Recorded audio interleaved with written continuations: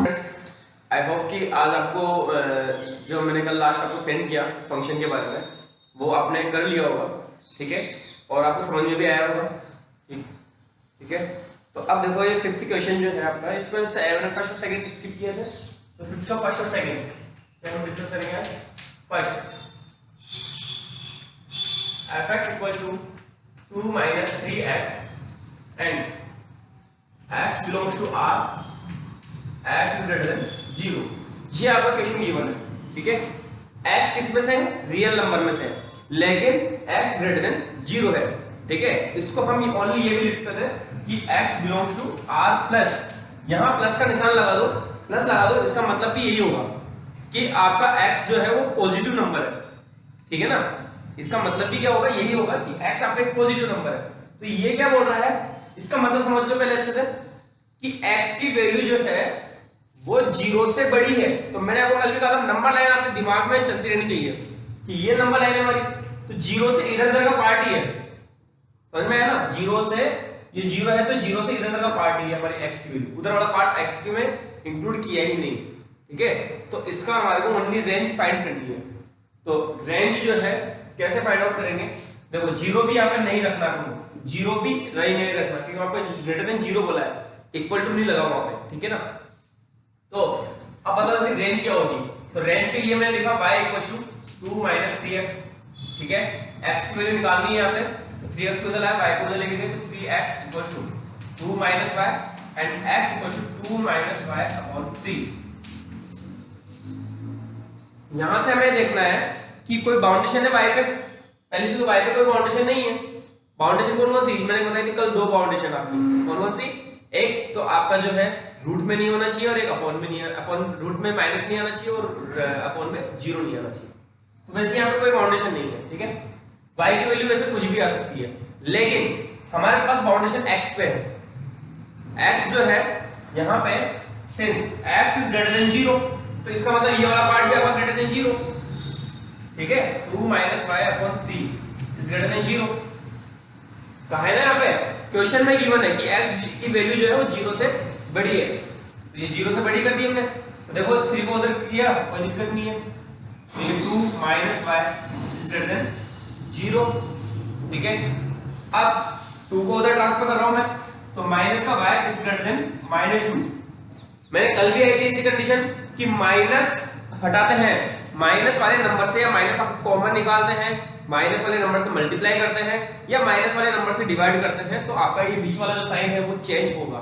तो यहां से माइनस में मुझे कॉमन निकालना था, तो y इज लेस देन 2, बस आगे आपकी रेंज y की जो वैल्यू है वो लेस देन 2 है, ठीक है, लेस देन 2 यानी कि 2 से कम जा रही है, क्लियर है। तो 2 से कम का मतलब माइनस में तो आपकी इनफाइनाइट जा रही है, 2 से कम जाना है, 2 से कम, यहां मान लो ये 2 है, ठीक है, इससे कम इधर, इधर कहां जा रहा है? इनफाइनाइट जा रहा है इधर को, ठीक है। और मैक्सिमम क्या है? मैक्सिमम ये यहां पे इक्वल टू का साइन नहीं है, इसका मतलब 2 है लेकिन 2 नहीं आएगा, तो ओपन इंटरवल में लगा दिया हमने। ओपन इंटरवल का मतलब पहले से पता है आपको कि आपका 2 इसमें इंक्लूड नहीं है, 2 और 2 से जस्ट पहले वाली वैल्यूज, 2 से पहले वाली वैल्यूज आपकी इंक्लूड है, तो ये आपका रेंज होगी। तो ये रेंज हो गई हमारी y belongs to this and range equals to, यही आपकी रेंज होगी।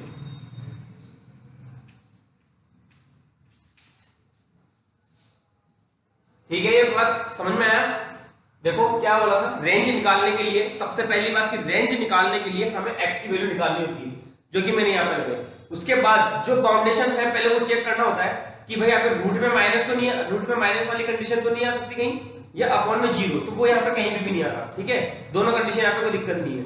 उसके बाद फिर हमें क्या करना है कि x पे कंडीशन लगी हुई है क्वेश्चन में ही, तो x ग्रेटर देन 0, तो हमने इस वाले पार्ट को x ग्रेटर देन 0 का मतलब ये भी ग्रेटर देन 0 होगा, तो इस वाले पार्ट को मैंने ग्रेटर देन 0 किया, y की वैल्यू यहां से सोल्व की, तो ये आई हमारे पास, क्लियर। और ये क्या बोल रहा है कि y is less than 2, y की जो वैल्यू है 2 से कम है। नंबर लाइन जो है वो आपके दिमाग में ही चलनी चाहिए, ठीक है ना, कि y की जो वैल्यू है 2 से कम है, इधर है, तो इधर तो मिनिमम तो इनफाइनाइट जा रहा है और मैक्सिमम लास्ट 2 तक, लेकिन 2 भी नहीं आएगा क्योंकि इंक्लूड नहीं है, यहाँ पे इक्वल टू का साइन नहीं है। अगर यहाँ इक्वल टू का साइन होता तो यहाँ पे भी इक्वल टू का साइन होता और यहाँ पे फिर क्लोज ब्रैकेट आ जाता, ठीक है। इंपॉर्टेंट क्वेश्चन है ये, मार्क कर लेना आप। 100% एक न एक बार आएगा। ठीक है, मैं कुछ क्वेश्चन लिख देता हूं जिस पे आप खुद करोगे घर पे।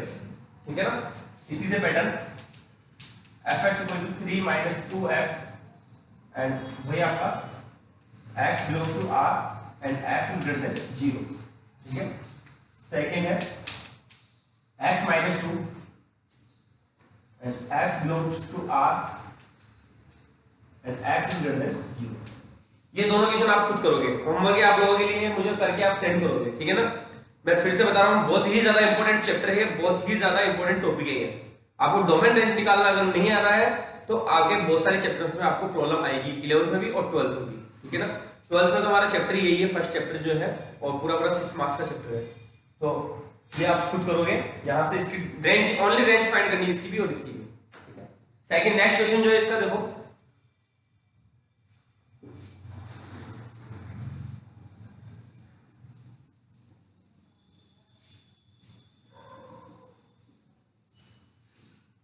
नेक्स्ट क्वेश्चन है आपका fx = x² + 2। ठीक है, fx = x² + 2।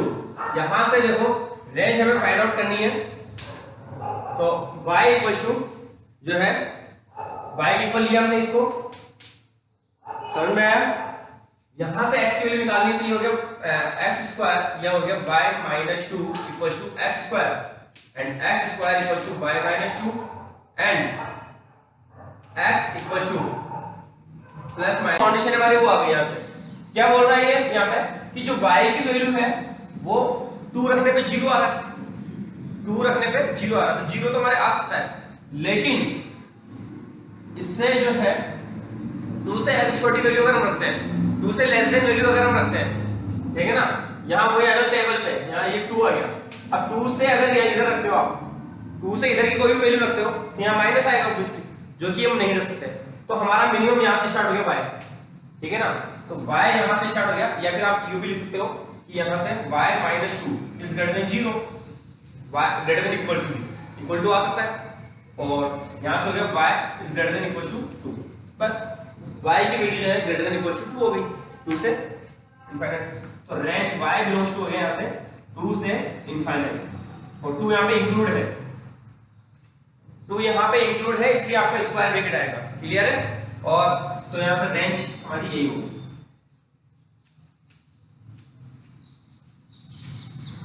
समझ में आया? यहां पे ये आपकी रेंज हो गई। ठीक है, तो हमें बस यही ध्यान रखना है कि रूट वाली बाउंडेशन है, एक अपॉन में वाली बाउंडेशन, दो ही बाउंडेशन है। इसके अलावा जो क्वेश्चन में अगर गिवन है कोई बाउंडेशन, जैसे पिछले वाले क्वेश्चन में गिवन थी, तो कोई क्वेश्चन में गिवन है तो वो आपको फॉलो करनी है। क्लियर है ये बात? अब देखो आगे, तो ये हमारी एक्सरसाइज कंप्लीट होती है, और मैंने जो क्वेश्चन दिए हैं दोनों वो आप करके लोगे, करके मुझे सेंड करोगे। ठीक है, अब आते हैं मिसलेनियस पे। देखो मिसलेनियस की सीधी सी है, एक दो क्वेश्चन इसमें थोड़ा सा इंपॉर्टेंट है, जैसे कि आपको 4th, 5th और 6th। ठीक है ना, 4th, 5th और 6th वो डोमेन रेंज फाइंड करने वाले क्वेश्चन है, और इसके अलावा आपका जो 11th और 12th, ये दोनों क्वेश्चन, ये तीनों चारों क्वेश्चन आपके इंपॉर्टेंट है, इनको आपको अच्छे से देखना है। चलो पहले उससे फर्स्ट क्वेश्चन देखो आप। फर्स्ट क्वेश्चन में गिवन है आपको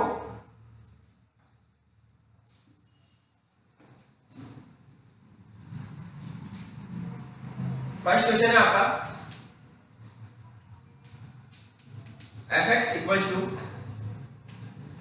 x² 3x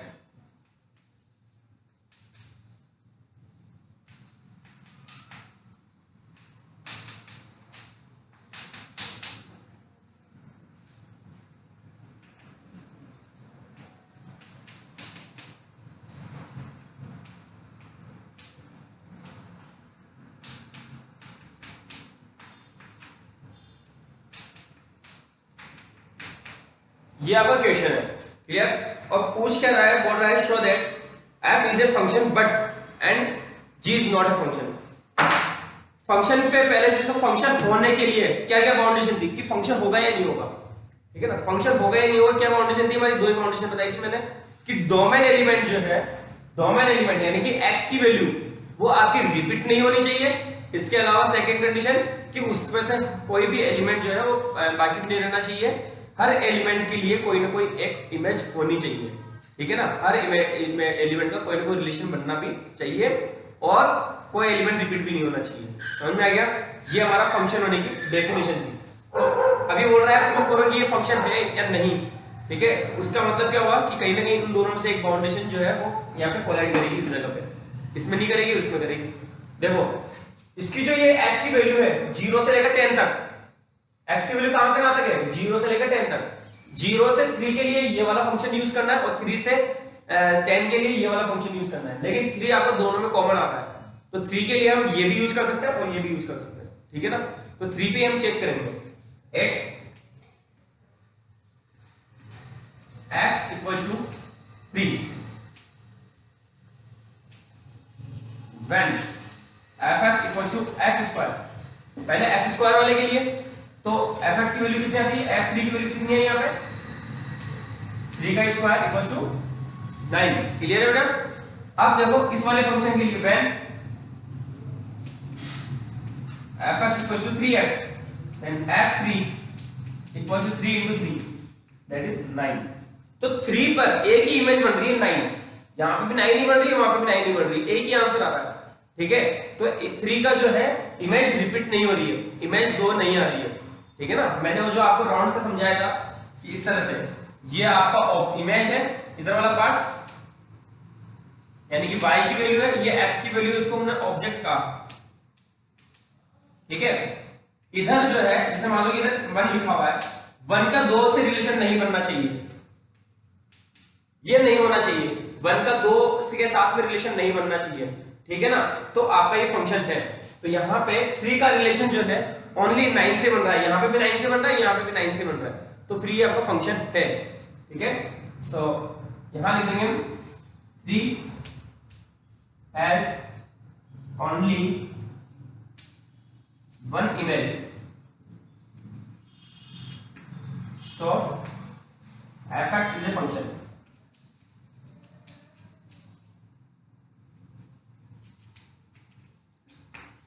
क्लियर है? fx क्या है? फंक्शन है।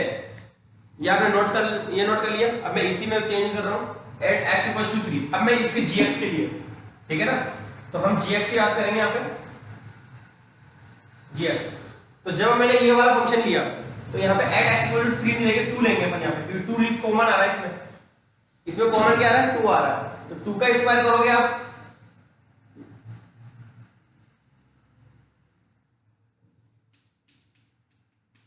कितना आया आपके पास?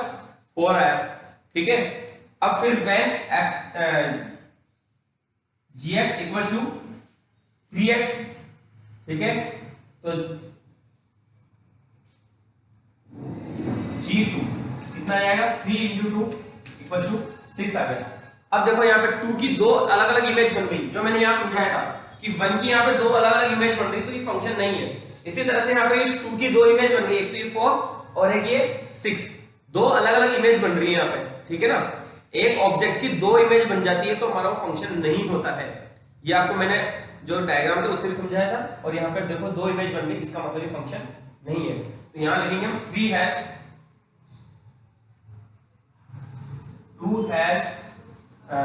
2 image, so gx is not a function, so gx is not a function। Clear है? क्योंकि एक ऑब्जेक्ट की 2 इमेज बनना जो है आपके यहाँ फंक्शन में नहीं होता है, तो ये फंक्शन नहीं है। क्लियर है बात? तो अब देखो इसका सेकंड क्वेश्चन आप कर सकते हो आराम से कि fx इक्वल टू दे रखा है x स्क्वायर, और वहां पे f 1.1 पुट करना है एक बार। ठीक है ना, जैसे यहाँ पे मैंने g यहाँ पे 2 रख के वैल्यू फाइंड की, वैसे आप उसमें सेकंड क्वेश्चन में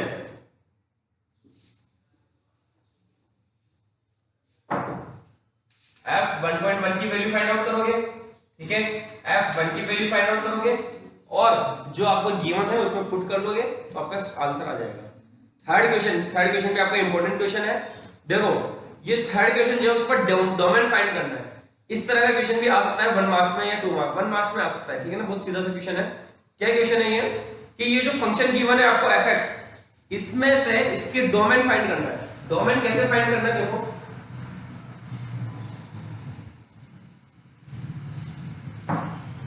fx इक्वल टू गिवन है आपको,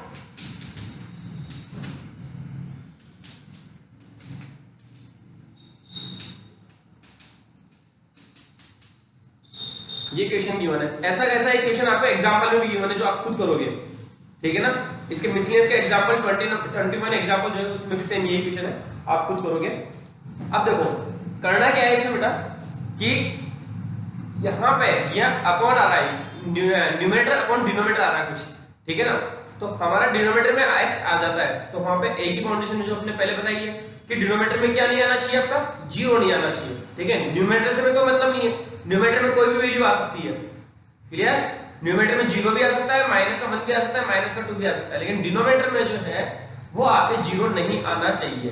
तो ओनली हम डिनोमिनेटर वाले पार्ट को, ये क्वाड्रेटिक इक्वेशन है, क्वाड्रेटिक इक्वेशन को सोल्व करना आपको आता है, मिडिल टर्म स्प्लिटिंग करके इसको सोल्व करो और फिर देखो कि यहाँ पे x की वैल्यू क्या क्या आ रही है। देखते हैं, देखो हमें न्यूमरेटर को कुछ भी डिस्टर्ब नहीं करना है, न्यूमरेटर को कुछ भी डिस्टर्ब नहीं करना है, उसको एज इट इज रखना है। डिनोमिनेटर को सोल्व करो आप, हाँ इसके 8 को ब्रेक करना है आपको, 6 माइनस का 6 माइनस का 2,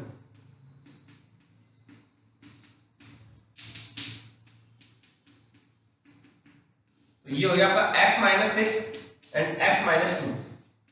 कोई प्रॉब्लम? वही आपका सिंपल मिडिल टर्म स्प्लिटिंग किया है। तो अब यहां से x की वैल्यू कौन कौन सी वैल्यूज पे ये 0 आएगा, तो x की अगर मैं यहाँ पे 6 रखूंगा पॉजिटिव 6 तो ये 0 हो जाएगा, और x की वैल्यू अगर मैं पॉजिटिव 2 रखूंगा तो भी ये 0 हो जाएगा, क्योंकि 2 माइनस 2 यहाँ पे 0 हो जाएगा, 0 से मल्टीप्लाई करने पे 0 हो जाएगा। तो यहाँ पे 2 और 6 को आपको हटाना है, तो डोमेन क्या हो गया इसका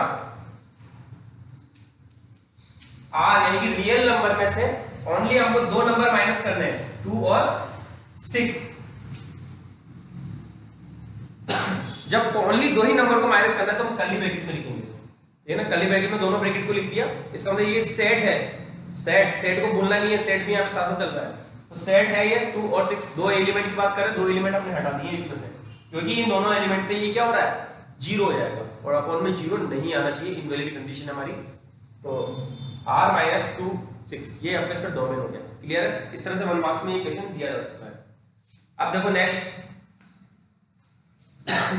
fourth question, find the domain and range of the real function f defined by fx equal to this. तो वो रूट वाली कंडीशन है, आपको यहाँ पर रूट वाली कंडीशन लगानी है, डोमेन और रेंज दोनों फाइंड आउट करने होगा, ठीक है। तो देखो ये आपका क्वेश्चन है,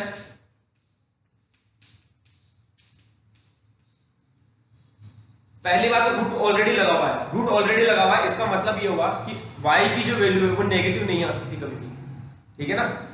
तो पहले हम डोमेन की बात करते हैं, x की बात करते हैं। तो x जो है यहाँ पे x माइनस 1 आ रहा है, ठीक है। तो x minus 1 should be greater than equal to 0, x minus 1 should be greater than equal to 0, क्योंकि रूट में माइनस नहीं आ सकता, तो x is greater than equal to 1। तो ये आपका डोमेन आ जाता है D, डोमेन इक्वल टू हो गया यहाँ से 1 से इनफाइनाइट, क्लियर है। 1 से इनफाइनाइट डोमेन हो गया सीधे सीधा। रेंज, रेंज की बात कर रहे हैं अपन, तो रेंज में देखो बेटा यहाँ पे आप सोल्व करना चाहो y को इक्वल टू रख करके सोल्व करना चाहो तो भी ठीक है, और आप डायरेक्ट लिखना चाहो तो भी डायरेक्ट लिख सकते हो कि यहाँ पे रूट ऑलरेडी लगा हुआ है, ठीक है ना। तो रूट ऑलरेडी लगा हुआ है तो y पॉजिटिव तो रहेगा रहेगा।